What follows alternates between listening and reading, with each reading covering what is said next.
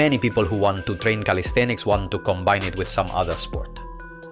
The most common cases in my experience tend to be martial arts, athletics, and ball sports such as soccer or basketball, whether because that sport is their main occupation and goal or because they simply like it and don't want to stop practicing it.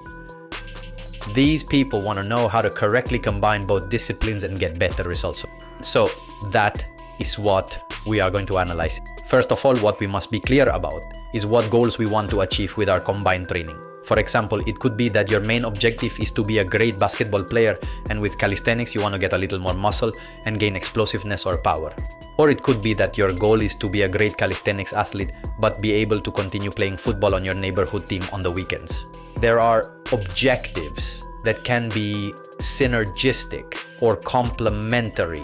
For example, if your sport is football and your goal with calisthenics is to have more strength and explosiveness in your legs, these are goals that complement each other very well. Or if your sport is martial arts and with calisthenics you are looking to gain some muscle mass and flexibility, they also combine perfectly. But there are also goals and sports that are contrary and do not complement each other as well. You must clearly define what you want to give greater priority to, whether it is your sport or calisthenics, since most of the time it is not viable or may not even be compatible to go to the maximum in both. For example, to put an extreme case, if your goal is to gain the maximum amount of muscle mass possible with calisthenics, and at the same time you want to be a great marathon runner, it would not be viable. We have also seen cases of bodybuilders who have wanted to combine it with soccer, and as I said, they had to choose what to give priority to, since trying to be at the highest level in both was not possible. Once we are clear about what we want to give priority to and what our goals are, it is time to be honest with ourselves and define how much time we have for each thing and how realistic it would be to carry out our planning. Normally, if you train a sport such as martial arts, a soccer, basketball, etc., you already have a number of weekly training sessions and games planned, so we would start from that point. Knowing the weekly training sessions for your sport, how many calisthenics sessions could you do per week? How long could each session be? How realistic would it be to carry them out? That is where you will have to make a decision, taking into account the priority you want to give to each thing and the time you have available. For example, let's say you train martial arts 3 times a week. If your main priority is this sport, you could simply add 2 1-hour medium intensity calisthenics sessions on some of your free days, and that would be good enough to meet your goals. But if your real priority was to improve in calisthenics, you would have to try to fit in at least 3 or 4 calisthenics workouts, either using all of your free days or some days training before or after your main sport and at a higher intensity. Getting into the subject of whether to train before or after your sport, this would again depend on your goals and priorities and the characteristics of both your sport and the calisthenics training you want to do.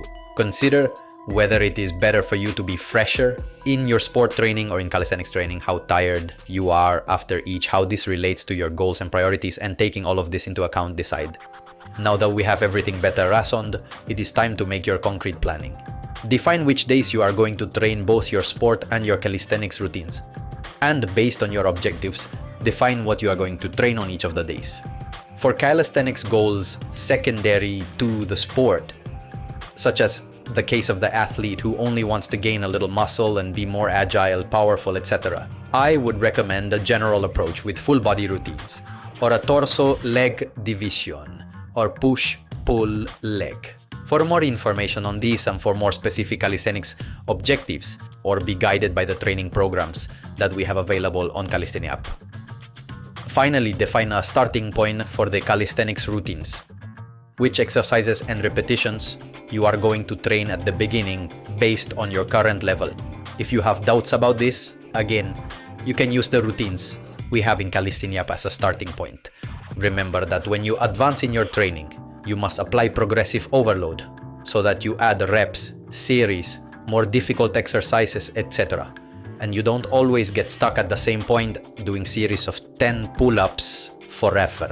Also remember to regulate the intensity based on your priorities. For example, if your priority is basketball, you don't want to do calisthenics routines so intense that you arrive very tired or with very loaded muscles to your training or matches. And on the contrary, if your priority is to improve in calisthenics, you can't do routines so soft that they don't generate an optimal stimulus for improvement. Another important point is the issue of adherence. As I was saying before, you have to be realistic about the time you will have available to train, the days of the week you will be able to do it, and the desire and discipline you will have to do it. The more you adjust your training to these factors, the more likely you are to succeed. With all these key points, you should already have a defined program to combine your sport with calisthenics and achieve your goals. I hope it will be very helpful.